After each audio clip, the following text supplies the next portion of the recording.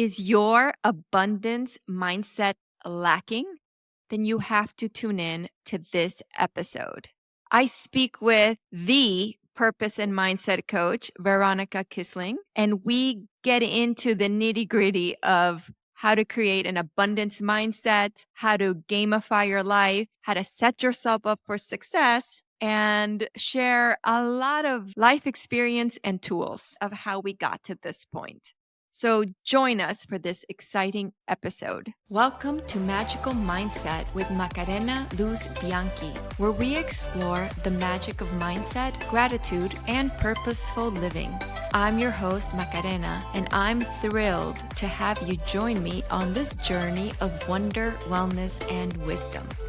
You can find the episode show notes, your free magical mindset blueprint, and more at express.me/podcast. And here's the show. Welcome to the show, Veronica Kissling. Veronica helps impact-driven people realign their business with their purpose and vision while working on mindset. She works with people who want to create a change within their industry. I am so excited that you're here. Thank you for having me. What's exciting you most right now? I think my goals. I literally, after this call, I just jumped off with my shaman. And I think what's exciting me right now the most, I'm always driven by, in the guy's term, it's quick win. It's like that hunting. So that's really what inspires me, motivates me. It's just like attacking and being like, oh, you can't get that. Let's do it. I think what was happening very recently was the fact that everybody always said entrepreneurship was hard and making 10K months, 20K months, 40K months, whatever it was that you wanted. And I was like, right into my business. Okay, here's 10K months. And it's okay, here's 20K months. And it's this week, I might even be able to do a 40K week. For me, it was okay, it's easy. Where's the challenge, which I know it's a very different conception from what people have. People say entrepreneurship is hard. I think for me, I see it as easy because I worked on all my things before I even get started. I know they say entrepreneurship brings out your shadows and the areas where you need to do a lot of work on. And while that holds very true, I also think that me even starting to work on my mindset before I started a business makes it just seem like it's a game. So today was like, okay, let's 10x my financial goal. Let's see if money drives me a little bit because money is energy. I'm excited to see what takes shape or form into what I want, where I want to take my business, like what opportunities are going to come my way. How am I even going to be able to play in all these different arenas to hit those goals? Because essentially now what I'm doing is I need to see how I can bring that in as a monthly revenue. So that's very exciting. Bravo. I love it. I love it. So you just mentioned a bunch of magical mindsets, which I want to unpack, but let's start with the abundance mindset. And not just that, one of the things we have in common is we talk about setting yourself up for success. That's a big important thing. And it sounds like that's what you did by doing the inner work. One of the reoccurring themes, and I'm sure you have the same experience, is no one is spared the human experience. No matter how successful or tapped in we are, we all have to do our inner work. And my strategy with that is it doesn't have to be painful. It could be fun. It could be lighthearted. So my whole thing's lighthearted, empowerment and self-expression. It sounds like you knew you had to do the work. And I know you're quite young, which is a beautiful, wonderful thing. What made doing the inner work a priority? I want to hear that. So making inner work a priority became the focus when my health was at stake. I had invested into mentorship probably 1 year before I quit my corporate job. It was all for sales. Learned how to sell, how to do high ticket closing. Then my health took a really big turn because obviously we know stressor is the biggest killer in the US. I can't say that statistically speaking because I don't have any numbers for it, but I've heard that it's one of the biggest killers in just the human experience. And it was to the point where I had borderline cirrhosis. I was 24 at this time. I barely drank. You can do the math there. And then my face was full of acne. And I had been working with a specialist for a year and it kept getting worse and worse. And she was in the more spiritual realm. And she's the only way that you're going to heal. It's if you do some sort of work. Everything is manifesting in the body. when you're tired, if you keep working out and you ignore your body when it says, "Oh, my back is hurting," or this and that, and then you go to the gym, you work out, then you're like, "Oh, I just pulled my back and now I actually cannot work out for 3 months." So I think that's a very tangible example that people can relate this to, where if you don't listen to your body will essentially make you pull that hard stop. So in that time, I went to New Year's, I came back and I went to see a doctor and he told me, "Are you going to change something? Because if you're not, you're just going to go down a very black hole in your health." I said, "Yes, I'm actually quitting. I decided to quit. I don't know what I'm going to do, but I just know I have to do something different because I'm destined for more." And that's really where it all went. If a couple months went by, I had heard about the certification on ontological coaching, and I was like, I don't know, it's not really calling me. And after 3 months of trying to be with myself and thinking, I was like, you know what? I'm going to do it. And that really sparked all of that of working in myself because as you needed to do training hours, 100, you also had to get training hours and you had a mentor. So you would both get a mentor and you would have other students that would essentially do sessions to you because in the end, the only way to be able to do a session and not have that you projecting your own worldview was for you to start clearing up that worldview that you had. Because if I try to put on glasses and they're all smudged, I'm going to see smudged everywhere. So I'm going to be, "Oh no, don't you see that black spot that I might have in my glasses?" And it's, "What black spot are you seeing?" So I'm trying to guide you through a world, through my worldview, where I might have a little dot on my glasses. I might have smudges. So you have to clear that view so that you're able to show up in a very unbiased way. So that's how it all went down and how it really got started. Wow, how fascinating. I love what you're telling me, and I can totally relate. Sometimes people are like, "How? What's your secret?" My secret is I've done enough inner work that I can show up and not make it about myself. I can be present and not judge and actually be available. Bravo. I love that all roads lead to Rome, as they say. That is quite interesting. Usually, it does take a health challenge, either yours or someone close to you, for the wake up call. So that's really interesting. For me, it started, I have to listen to my body. I used to love to tan, and I always had that workaholicness running through me. So when I'm doing something, I really get into it, and I would forget to eat. I barely slept.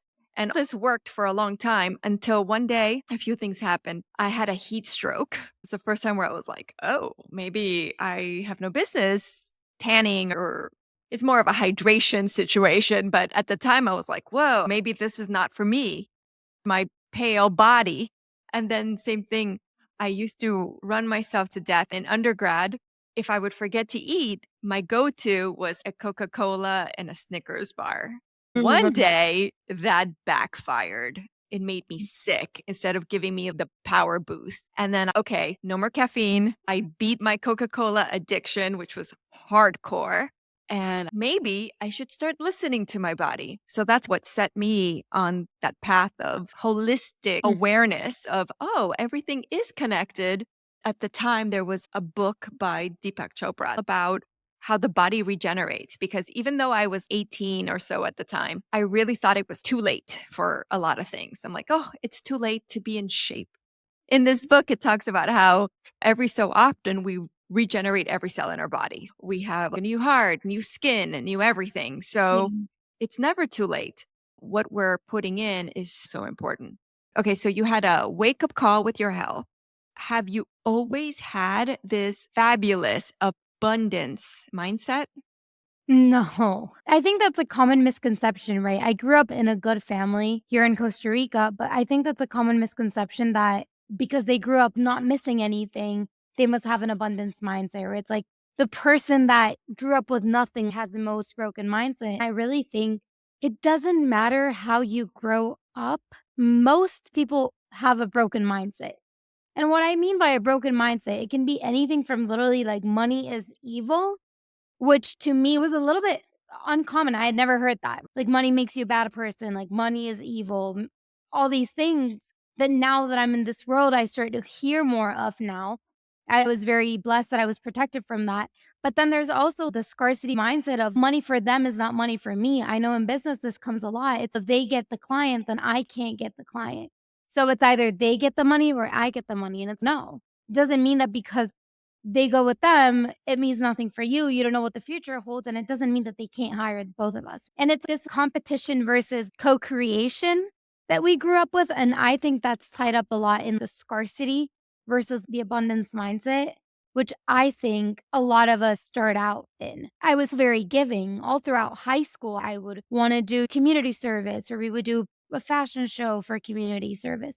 So all these different things was abundance, quote unquote, but then here I was like, because I can't get everything that I want, then it must be that I'm lacking something.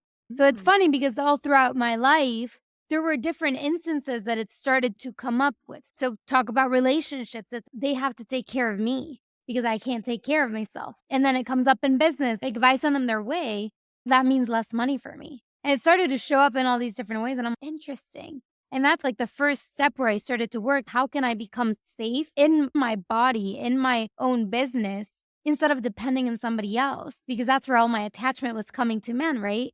I spent a year and a half single because it came from a place of I want to be able to take care of myself, both financially, mentally, spiritually, emotionally, before I even get into a relationship and I put that burden on them. Because before they used to say, you're too clingy, you want too much time, which to the wrong person, it will always be too much time. Now I get even more than I ask for, but it's because I also have all my needs met within myself first before I go on and put it on somebody else. Bravo. Yeah, one of the analogies I use, ideally, when it works, you're a pillar of light and the other person's a pillar of light. When you come together, you shine brighter.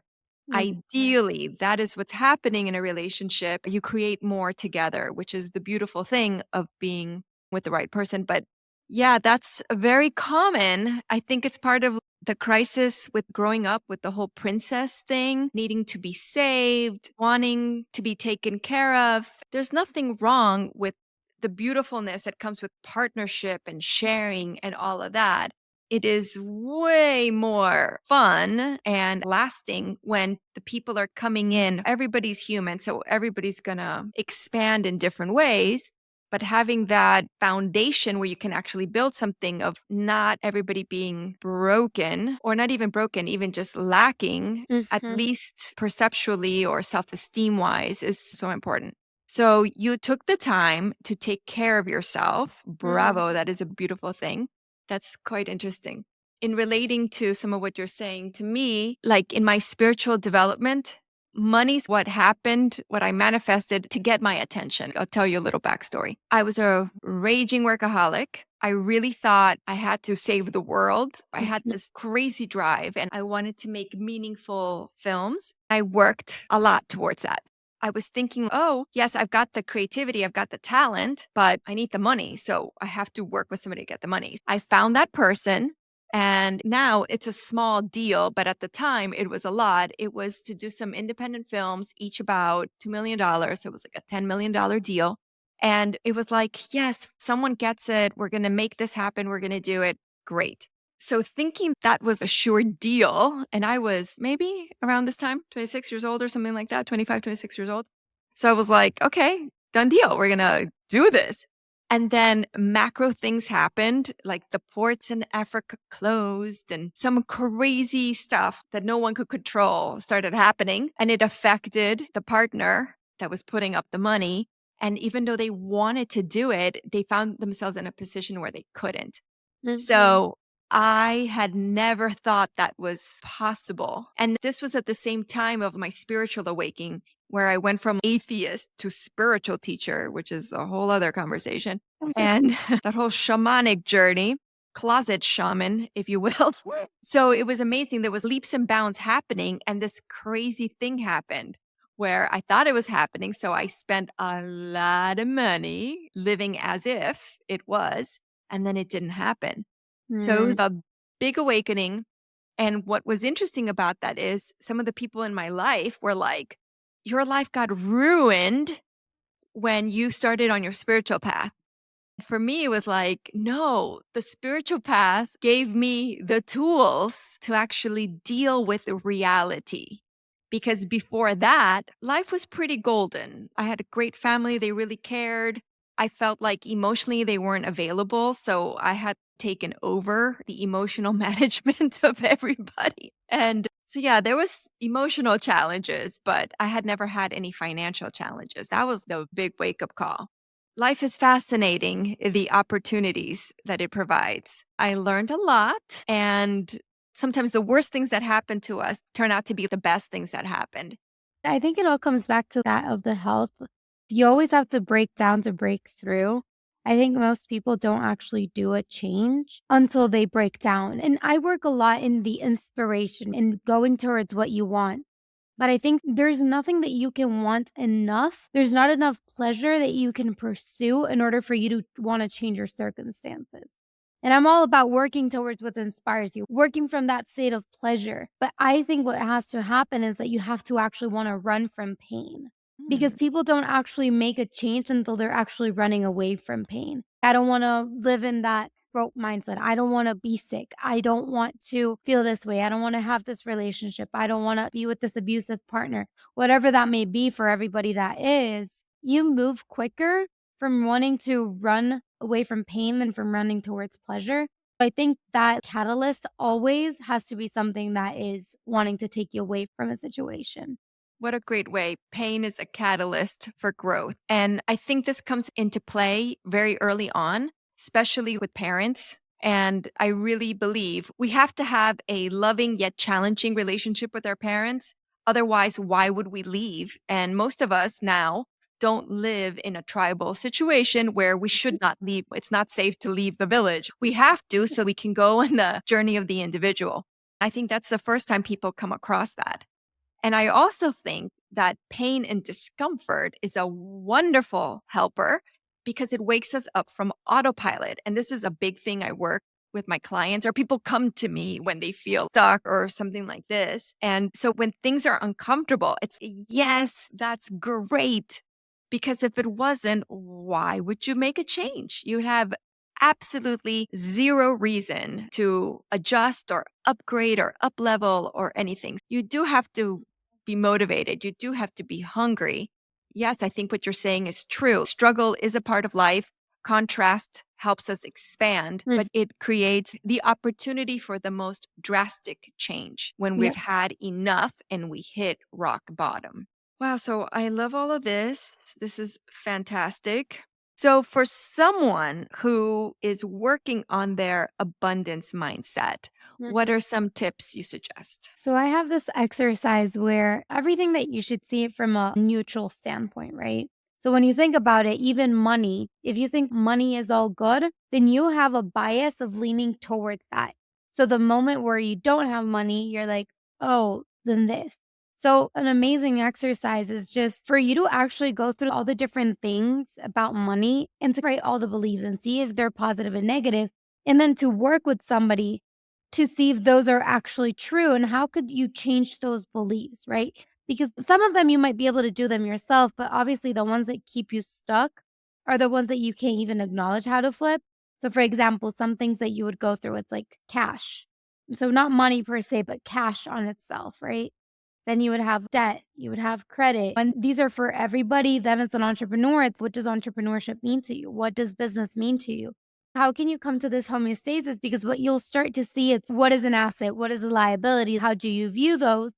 You start to see how people see liabilities is all bad and assets is all good. Or, for example, debt is all bad and credit see it good, generally speaking. But when you think about it, for example, debt, I always saw it as something that was bad. That's how I grew up with. You should never take on debt. But then it's also a reframe that I had of how can I see debt as more neutral? Debt can actually be good. How? When it's for an asset, quote unquote, when it's an investment. So, for example, if you're investing on yourself or your business, I think that's good debt, right? That's good debt. Why? Because it means that you believe in yourself enough that you're going to be able to make it back and pay it off. When somebody else, like a bank, lends you money, you're in debt, the bank has enough trust in me that I will be able to repay this with the plan that they're seeing. So it's up to me to execute the plan that they saw. And how can I even execute it better?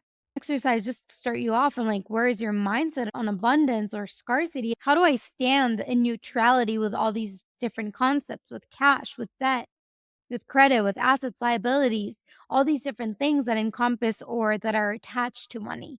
So I think that's a very powerful exercise. And then just in general, I personally didn't experience this, but it's like if you see somebody with money, think to yourself, okay, they have money. What does that mean? Does that mean that they did something sleazy? Does that mean that they did something unethical? They didn't do something good? They were born with it. They have a trust fund. What is coming up for you that is bringing these thoughts back? Because that will tell you even the starting point of your relationship with money. For example, for me, it was not that I would think that money was bad and all of this and that. It was just I saved up probably in my 2 years of corporate, I saved up 1 year of salary. How I would do it is that as soon as my money hit my bank account, I would immediately take it out and put it in my investment portfolio. So it would never hit my bank account, so I never thought that I had it. I never thought that I would have money that I could use. I knew I had all this money saved up that was pretty liquid. I could get it within 2 days. But to my mind, I never had money, so I perpetuated that of I don't have money. I can't spend it. I can't afford this. I can't do that. And it served me because I saved up a lot, which a lot of people are not able to do that.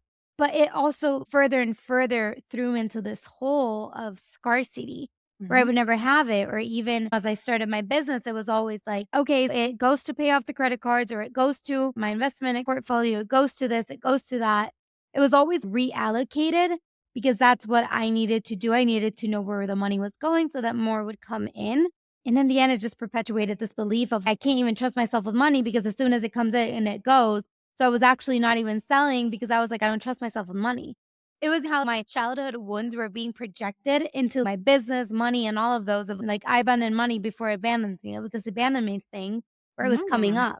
Wow, so much good stuff. So in my theme park of experience, I talk about how work and or relationships, all of that, the real estate of the things in your life, your job creates a space for you to grow. It's not just about money, your career, your calling, it's about community, it's about self-expression. It provides way more than just the money. Whatever it is you do, it's not even about that. For example, I make books. Yes, the books are part of that, but it's not everything. It's the whole process of making the books and everything involved that allows me to expand, express myself, relate to people and talk to people and all of those amazing things. It's a different way of looking at it. And then scarcity. This is really interesting because I have an interesting abundance mentality thing where I always feel like I'm going to be fine no matter what.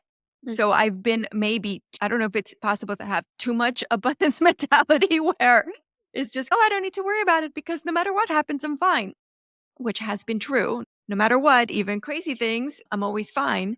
But it's interesting. I'm all about abundance.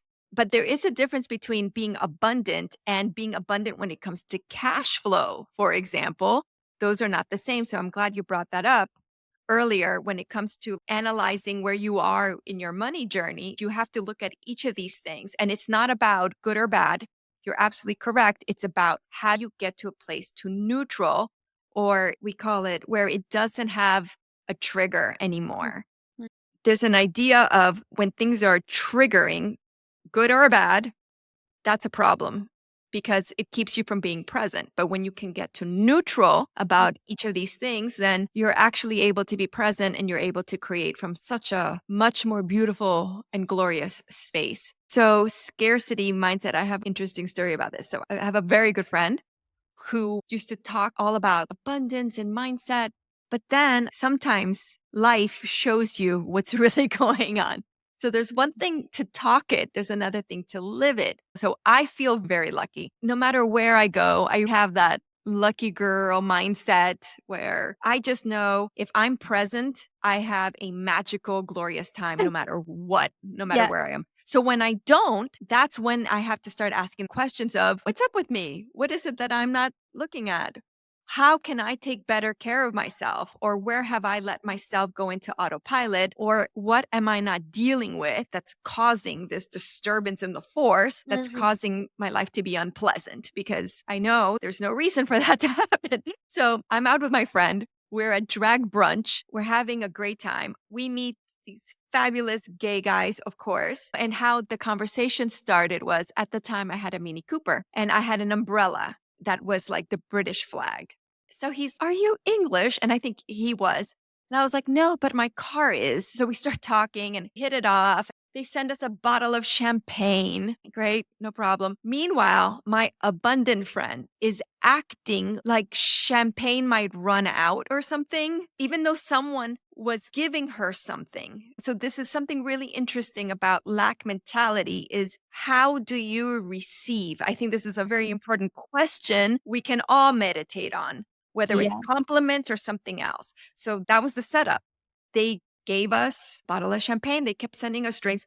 I have the palate of a child, so I actually do not drink.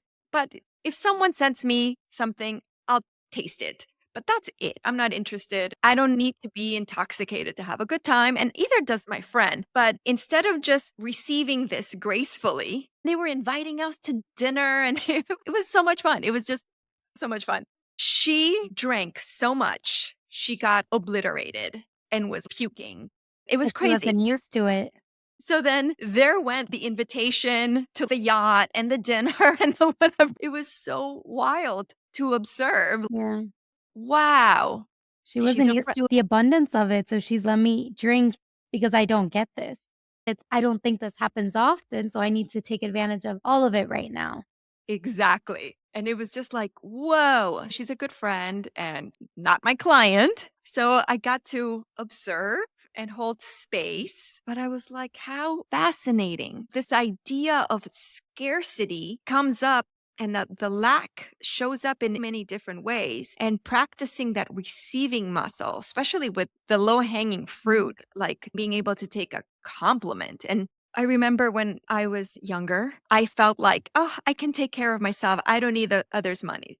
So I'm going to tell you something ridiculous that I did.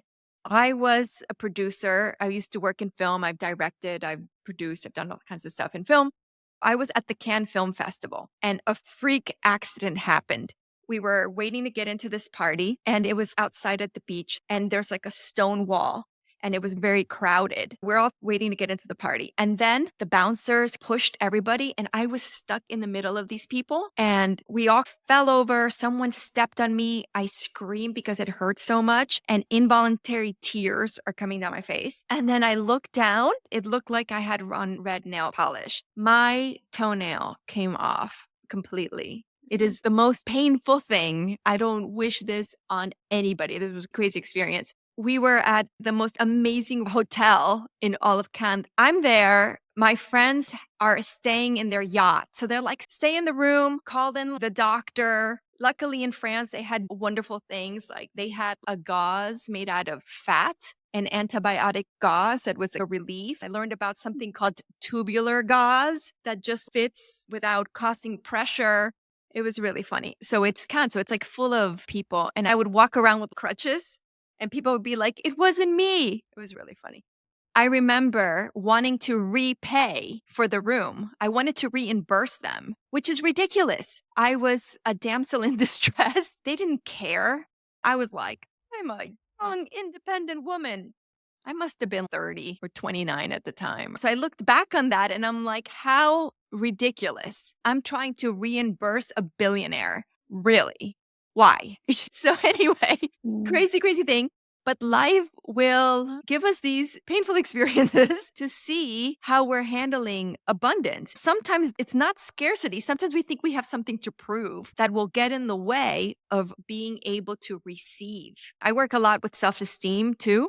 So it's really interesting where people have strong self esteem and where they do not. I always grew up being super confident of my brain. I was lucky I was born with a good noodle, but I totally would dismiss any kind of compliment or anything about my appearance. I was just, no, I'm okay. And that's enough. Doesn't matter. Some people would be like, no, you're attractive. I'm like, whatever, I'm not. It was so Yeah. crazy. Experience the life-changing power of gratitude and obtain the lighthearted living formula with this comprehensive planner and guide. You will activate greater happiness, health, and personal growth through 5 simple steps: mindset, strategy, tactics, implementation, and expression. Each step has relevant planning questions to complete, making it a breeze to implement and express your newfound positive outlook. Buy now at macarenaluzbianchi.com. It's funny how you say that part of the abundance mentality is your ability to receive. Because that's exactly how this journey started. Even before the mindset stuff, it started with a therapist where I was like, I can't even receive a compliment. People tell me that I look pretty and I just completely dismiss them, look another way, or I tell them, like, oh, and then I criticize myself. How can I not even receive that? And I was trying to be more feminine, quote unquote. And I was like, I can't even receive a compliment. And it's like, how am I going to start receiving all things? So it started a little bit of let's increase that capacity to receive, because I really think that's all about abundance. It doesn't matter if you are thrown with 10,000 in your face. If you can't receive them, you won't. It's really funny. Something that I do, and it's kind of funny. At the beginning, I was a little shy about it, but if I see literally a penny in the street, like 1 cent, 10 cents, whatever it is, I always pick it up from the ground. And people might look at me like, why that girl is picking up a cent? And it's not how much money it is. It's just if the universe is putting money in front of me, I'm going to receive it. I'm going to take it in. That's just the little thing that I do all the time. It's also a challenge because I don't want people to perceive me the way that I need a penny. It's really interesting because I remember that I was in France too. I was in Paris and there was this woman in the street. She was asking for money and all I had was coins. So I give her coins and she literally throws away. And in euros, you have 1 euro coins, right? So she threw away all the low money coins and she took only the euros. And I was like, you're asking for money and yet you're still trying to be picky about what money you get. And then she left that spot and she lived right by the building that I was staying. And so I would see in the spot she was always in, there was like a pile of coins for low coins. I didn't take those obviously because I knew that was her spot. So I was like, that's weird. But she would move and she would always leave the money. Then eventually somebody else will come grab it. But it's like we think that these small things that we don't receive, it's like you rejecting that compliment. Put yourself in a relationship, they might stop giving you a compliment for that because you start getting them used to you rejecting that. So imagine if the universe, if you give that same thing, you see a dollar in the street or whatever feels insignificant for you, and you don't pick it up, you're still rejecting it. Sometimes, don't get me wrong, I would see a $20 euro in a restaurant or something, and I would give it to the restaurant. It doesn't mean that I always have to take it for myself, but I always take it from the ground because there's no such training as the universe. But I want them to know, yes, I'm receiving of every amount that you bring my way. It doesn't matter if it's hundreds of thousands to dollars on the pennies, Yeah, right? it's all good. Anything on the spectrum, I'm happy to receive. I like that. I have a friend and a client. Every time he finds money, he sees it as the universe blessing him. He sees it Mhm. as a blessing. Sometimes people will say, when I see butterflies, I'm reminded of spirit. To him, it's coins. Everywhere he goes, he's finding money, which is unbelievable. So that's really interesting. The abundance and the receptivity. So, yes, I think we've covered some good tools on how to examine this within ourselves. And then you had mentioned, I love the idea of making things play or the game mindset. I Mhm. also talk about directing your life, which is looking at your life through the lens of movie making. We talk about main character energy. Sometimes some people take that too far, but some people ignore it. Or some people, for them to be the hero, they've got to have a bunch of villains around, or are they the villain? I use these frameworks because it's a playful way to look at personal development and enjoy the process in a fun, creative kind of way. How did you get started into making things a game? I think I've always done everything like a game. It's like, for me, the game is a what if scenario, if you put it that way. It's even on a game. It's like if you play cut the rope, right? If you cut the rope here, you'll see the candy swing, and you cut here and you'll see it. So it's like, what will happen when I do these small things? So I think that's gamifying all the time. And I think it comes from the playful way of how you grew up. I was a very curious kid. I think curiosity is the number one trait that I have. And I think it's the number one trait that everybody should try to foster. And it's really a what if scenario, even silly things like if I poke this person, how will they react? If I make this investment, how will that turn out? If I talk to this person in this certain way, if I say these things, how will they react to that? Even in sales, like that's literally sales conversations too. If I ask this question, if I explore this avenue, what will come out? If you start gamifying everything, and this might be my projection because I was always fascinated by the brain, but for me, it's like, how will they react? What will the outcome for that be? And how does their brain work? So when I gamify my business, when I gamify life, it's really for me a reaction of going out into the world and seeing how is it that people react for me to grab more information. So in a sense, I'm driven by learning, But it's this mix of learning and curiosity with determination that really make that playing fun. Wonderful. And what an interesting distinction. What if X happens? How will that play out? I do this. I continuously ask myself, what else is possible? I love curiosity too. And I'm always really open to anything and everything because I think that's one of the keys, not getting so bogged down into there's only one way to do something. I'm like, all possibilities are possible. Yeah. But a lot of people who suffer, they're stuck in slightly different mode. They're asking, when this happens, I'll be able to be happy. So it's different. They're trying to create some perfect conditions to allow themselves to feel good. Whereas what you're doing is with the flair of curiosity, that's a lot of fun. How will this turn out? What's possible in this scenario? Similar, yet quite distinct. One is extremely empowering, and the other one is really disempowering. Yeah. And Interesting. it's interesting how you bring up the happy because I do think happy is a conditional. Happiness is not, but happy is conditional. Because you always say, when I do this, that will make me happy. It's same as joy. Joy is not conditional. Happiness is a state of mind. It's not conditional, but being happy, I do think that's a little bit conditional. And I don't want to say it's wrong or right because, like I said, everything for me, it's a conditional scenario of what if. But I do think you do have to cultivate these states where it doesn't matter what the outcome of me gamifying that is, I will always have that happiness and joy within me. And I'm Yes. not making it for that happy or that pursue. Beautiful. Yeah. Happiness is an inside job. And I Mhm. hear it all the time. Like one of my superpowers is seeing how people speak in disempowering ways or think in disempowering ways. I've learned that unless someone is a client, it's not my business. But my spidey set up when it happens, and I hear it all the time. Mm.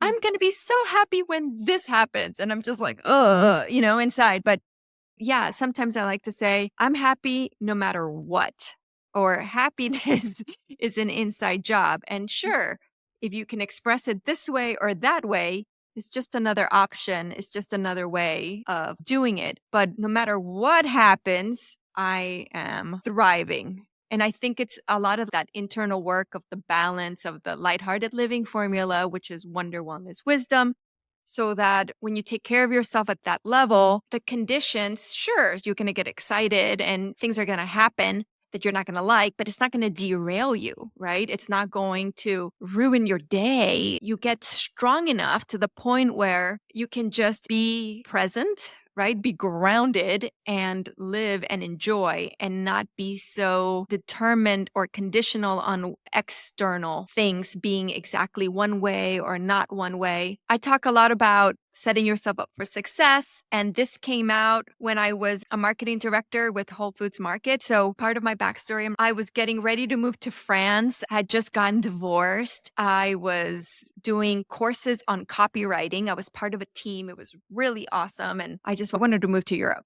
And then my mom got sick. So from one day to the next, she woke up, she couldn't walk. It was horrible.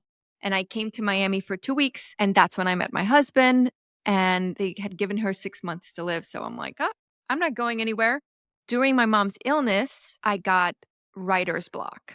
What was happening, I had to produce her situation and it was very intense. I couldn't write, I couldn't do what I was doing. So it came to the point where I was like, I need a job. I needed a job. So I went to go work at Whole Foods and it was very challenging to get a job at that time. It was 2008. I was way overqualified, 2 bachelors, a master's, and I'm trying to get a job as a hostess just because I need something simple because I don't have the bandwidth to deal too much. So I ended up going to work at Whole Foods for, it was like $10 an hour or something. I didn't even know what the job was. It was like working in grocery. But sure enough, in 6 months, I was a team leader and blah, blah, blah. It happened from there. So it was a great community for me to experience that. And then the grieving after she passed and all that stuff. It was great. It was a wonderful experience. But there, so I had managed people, of course, working in film and film production and coaching business people that I had done throughout. But in this particular case, I was working with some fascinating people, big range. And I noticed how people did not set themselves up to succeed. And it was like the strangest thing because to me, it was like, why would you make your life more difficult? So it almost started like that for me. Make your life easier. You just have to look at the situation and do minor things, and your life would be so much more simple. So I kept saying, set yourself up for success. I started off, set everyone up to win. That's how it started. Set everyone up to win. But then some people, when they hear win, they hear somebody has to lose. But I've never thought that. We talked about this. I've never had an either or. Never. I'm Mhm. always like multiple choice, no matter what's going on. Then I realized everybody includes you, right? Because you can Mhm. start making sure you're setting up your people, but then you have to include yourself in that to make not just their life easier, but your life easier. So then that evolved to Set for Success. And now it has a quite different use in my private practice. It was a wonderful way to observe people and see if they would benefit from just thinking about this a little bit. So that's how Set for Success became one of the staples of my magical mindset frameworks. How did it enter your sphere? I think I've grown up with that mentality of setting yourself up for success. It's, do I know enough? Do I have to learn more? And I think my parents always were teaching me. So a lot of people would say setting yourself up for success would be like also financially. And I was very blessed that my parents were always stressing the importance of saving and not being in debt. Every time we would go on a trip, they would give us like $100, which we could choose to spend or we could choose to save. I was always the one that would go and buy the toys and spend it and buy, but it was funny because I would spend it in toys, a couple for myself, but it was always to buy Hallmark gift cards to give to people. So I would always buy it buying gifts for others. My brother was on the other hand, he would maybe buy one or two toys and then he would save up the rest. We always had the choice of what we wanted to do. And I think my parents always encouraged all of it of you have to save, but then you also have to be giving. And then you also have to be a little bit selfish. So I grew up with this very holistic view of setting myself up for success always meant, how can I play this in the long term? Right. So even in college, how can I save up? How am I going to manage myself on a budget? I know people that they would either get a loan or they would go with their parents' credit card. But even when you get a loan, they would go out and they would blow through it in their lifestyle. I didn't have a loan, but I didn't blow it all up in my lifestyle, or at least part of the thing was I also had to save. So it really became into this integrated place of how can I play it for the long term and what is my game plan in order for me to be able to take care of myself. So I think like success in my world, it's how much adversity you've overcome. And that is on the personal realm, how much I've overcome from where I've come, how much my mindset has changed, how much my situation has changed, how much my financials have changed. So I think success is really of how much adversity I've overcome, but then also how can I play for the long term instead of for the short term. Beautifully. And here's what I'm going to say while still advocating for that short term pleasure, because I'm all about take that vacation, enjoy yourself. That long term success will only kill you if you don't feel that joy and that spark, even like reward that you get from being able to enjoy the thing. Amen. Yeah, you have to have the long game and the short game and enjoy the journey, especially as you're going through it. So I'm a stepmom. And I loved very early on when it came to doing the money management. I felt very strongly about this. How do we handle their allowance? And there's something called the Money Kit for Kids. I love this thing. It had envelopes. So the idea was you get your allowance and you divide it investing, angel, giving away, play, which you had to spend, that one and the other one you had to spend. You had like long term savings and maybe some short term savings. It was like five things. And I absolutely love this. And I thought this is so important. And I did this for my niece and nephew and my stepkids. And we got them their investing account and we told them about the indexes. We had so much fun playing with this and doing that. But I realized that came from my background because I'm originally from Chile. I have really interesting information about my family trees of how we got all the different sides of the family from the 1600s. I have journals before that. Anyway, we're from Chile, and my mom grew up in a house, like a Downton Abbey house, with butlers and chauffeurs and like the whole thing. They had land, they had a lot of land from way, way back. She grew up like that. So she would sometimes say the craziest things. My chauffeur taught me how to drive, and he made sure I could put on makeup while I was driving. It was really hilarious. So I was always shocked that even though she grew up with a lot of money, her parents really did not prepare them for anything else. And then I kind of blame my grandparents, but of course it was the time. Life happened. So my mom's side of the family, her mother's side, had all this land. It got taken away during some agrarian reform that happened in the late 1960s. Then on her dad's side, they were chemists. They work in labs. So even though they grew up with ridiculous amounts of money, they were never taught how to manage it. So what happened? They spent all their inheritance on a trip to Europe, even though they'd been to Europe. I guess people process grief in different ways. I remember always looking at my mom and being like, how can you be such a bad money manager? How is this possible? And then I remember being a kid, my parents eventually got divorced. They were high school sweethearts, and it was very hard for her to move to the United States. I think she would have been much better off staying in Costa Rica, where she was the head librarian at a university. She was an editor of a magazine. She had a life. But then we moved to the United States. My dad was a finance minister in Costa Rica. He got hired by a Swiss bank here. And then he wanted his kids to be educated in the US. So that's how we ended up here. But it was really hard for my mom because at the same time, computers were coming in. Not just that, English. She spoke 5 languages, but not English. So learning English plus computers, her career shifted. It was very difficult for her. So they get divorced. She's a terrible money manager. And these are some of the things that woke me up. I remember once this horrible experience. She was a smoker. She had $5 and she tells me, I need gasoline. Okay. So we go to the gas station and she doesn't put gas in the car. She buys cigarettes instead. And as a 13-year-old, I was like, this is not okay. These life choices don't make sense to me. And I remember telling her, similar to the money management thing, I'm like, can we have jars this amount for this so we can budget? I was trying to teach my mom as a 13-year-old about budgeting, which is crazy. And then she was like, you don't know what you're talking about. You're just a kid. I'm like, really, mom? So all of those life experiences affected. I made sure that every child in the next generation knew how to manage. But actually, some of them are a little too frugal, which we have to work on. They're still young. But there is such a thing as being too. Yes, there is. I was probably a prime example too. I can't go out to eat with my friends. Even this was a couple of years ago. I can't go out to eat. I don't have money. And here I was hoarding money in my investments. I was just like, I don't have any money because I didn't have it in my bank account. And I was like stacking money.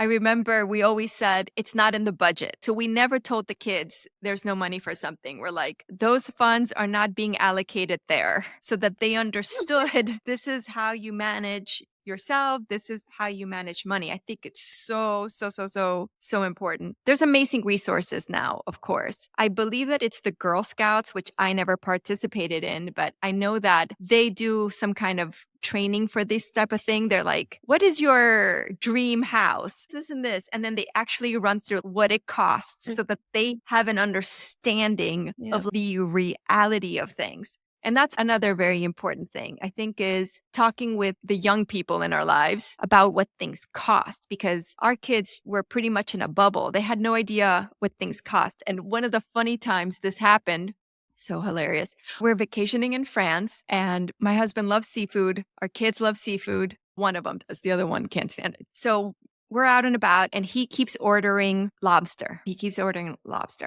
And my husband, he loves seafood. So he's ordering his seafood platters and stuff like this. So one time Martin is looking at the bill and he sees 90 euros for the homard or something. He's, what the heck is this? And we're like, that's your lobster. He was like, what? Kidding me. We're like, we budgeted well for this vacation, so it's okay. Enjoy it. And he was like, sticker shock. It was pretty funny. Then I was telling my dad this story, which you can appreciate. And we used to laugh. Like my sister, for her 9th birthday, she had sushi.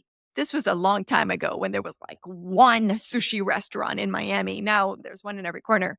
And I was like, how funny that for her 9th birthday, she had sushi. How cool is that? And then he'd be like, what about you? When all the kids at the country club in Costa Rica were ordering French fries, you would only eat shrimp cocktail. I was like, oh, there you go. So we're always laughing about stuff like that. He Yeah. was like, shrimp had to come from very far, and it was the most expensive thing in the menu. And that was the only thing you would eat. I'm like, thanks, Dad. I got it out of my system because now it doesn't even occur to me to order shrimp. So there you go. Hashtag perspective. 100%. 100%. Okay. Who's your ideal client? My ideal client is really people that want to do a change in their industry. It's very funny because I have anything from magicians and aestheticians all the way to politicians and people building in tech. But it's people that want to do a change in their industry. That's really the underlying factor. And that they know that they want to get somewhere and they want to create a big impact. It sounds wonderfully rewarding and fun. Yes, yes. That's my one-on-one clients, of course. The spectrum, more on the group coaching side, it's still they want to create an impact, and I don't need to know your business to know your mindset. It's really anybody that really wants to work on that mindset to get to that next level. I think business is all 80-20, where it's 20% strategy, 80% mindset. Unlike people, how they say it, where they try to stick more to strategy. If you can't get on board with it, or if you don't even execute to the level of it, if you're self-sabotaging yourself, that 20% strategy that you have can go down the drain. So, Wow. So true. 100%. Yes. And I love what you're saying. Of course, some of these principles, these mindset are universal. So it almost doesn't even matter the industry specifics. There's other specialists for that, of course. But this ability to give people, I find it foundational support so mm, that the foundation, the scaffolding they're building their business on or their home on or whatever, that's solid, and that's the yeah. beauty of mindset. Yeah, it's self-worth. I don't need to know that you are in this industry, that industry. You still do sales. You still price your product. Your self-worth is directly correlated to your income. It doesn't matter what industry you're in the end, it's the same issue with everybody. And your self-worth, the I'm not good enough or I'm not important, it's a core belief according to Morty Lefko. So it's a core belief to all of our humans' existence. I don't need to know what industry or your business. And in the group coaching space, I don't really focus on your business. It's all about mindset. And yeah, we do recalibrations and stuff for your business, but I don't focus on helping you or giving you any business advice because that's not what it's for. I'm sure there's people that can do it a gazillion times better than I can. So I don't pretend to know what I don't know. So interesting that you say there's a core belief that everyone shares that I'm not good enough. I would always say that instead of talking about whether or not that's true, looking at it is where is that showing up for you? Where in your life is not being good enough at play? And let's deal with that. Quite interesting. Very nice. And I think that also relates to the self esteem. And how I say it is self esteem is a core corrector. It doesn't matter what the consequence you're experiencing due to it, but if you correct it, it has a multiplying effect of benefit all around. So when Mhm. you up level or improve self esteem even just a little, you're going to see the benefits everywhere in your personal life, in your business, Mhm. everywhere. So very cool. I like that idea of yes, it's a given that it's happening, but let's address it. Yep. Very nice. So cool.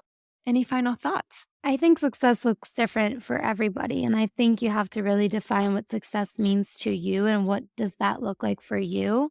Because in order for you to get to that place where you want to be, I don't say act as if, I say become it until you are. Beautiful. And I think that's what authenticity means. How do you define success? People are like, oh, how are you more authentic? Or what does that even mean? You've got to do that inner work and discover who you are. One of the reasons I left the corporate world. So my mom passed. She got to be around 2 years instead of 6 months, which was really great. And it was a really difficult time. And then I was in my corporate job for about 4 more years. After being there for 6 years, I was like, wait a second. I am an ambitious person. I have all of these things I want to do. And then I started feeling restricted and constricted. And what we were talking about before is the pain or the suffering. Pain is Mhm. inevitable, suffering is optional. But the discomfort is what gives you the clue that a change needs to be made. That's how I knew hey, wait a second. It's been long enough. I've grieved. I took 4 years to grieve. I'm good to focus on what's next. And being able to be that honest with yourself takes doing the work of setting yourself up for success and doing the self reflection and all those beautiful things. Very well put. So, what are you excited for in the future? What I'm really excited about is I have this live event coming up and it's all about mindset. It's a 2-day event where we really dive into your self-worth and money beliefs and we reset them live in the call. It's free.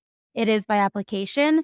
I'm very excited about that and just all future travels that I have upcoming. Excited about life and about business. Yay! Wonderful. It's been such a pleasure, Veronica. I'm so glad we got to have this fun, magical mindset conversation. I love you're such a beacon of strength and awesomeness and professionalism. I absolutely adore you. So thank you so much for being here. I really appreciate it. Thank you for having me. I love our friendship. So beautiful. I want to thank our sponsors, Spark Social Press, my publisher, for supporting our show and their commitment to spreading joy and empowerment through their magical books. Spark Social Press believes in the power of mindset and the magic of self-expression. Our enchanting children's book series, The Grateful Giraffes, teaches little ones the importance of gratitude and positive thinking by expressing themselves thoughtfully and tenderly, and with illustrations of their delightful adventures and heartwarming lessons. Spark Social Press offers gift books for grown-ups for every occasion, helping you express the perfect words to make your loved ones and colleagues feel seen and treasured with these lighthearted poetry picture books. At Spark Social Press, we believe everyone is glorious and deserves to be fulfilled with more wonder, wellness, and wisdom. That's why our books are designed to spark creativity, uplift spirits, and empower readers of all ages. To discover the joy of self-expression and spread more wonder in your life, visit sparksocialpress.com today. Together with Spark Social Press, let's embrace the magic of mindset one book at a time. Once again, a big thank you to Spark Social Press for sponsoring the show and for bringing more wonder, wellness, and wisdom into the world through our thoughtful and inspiring books. Wow, what a journey we've been on together. I hope this episode has left you feeling inspired, empowered, and ready to embrace the magic in your life. I'd love to hear about your experiences and insights. Please tag me on social media using the hashtag Magical Mindset Podcast, or leave me a DM to share your wins, challenges, and aha moments. Let's keep the conversation and the magic flowing beyond this episode. Thank you so much for tuning in and for being a part of this magical community. Until next time, keep shining your light and embracing the wonder of each day. You've got this.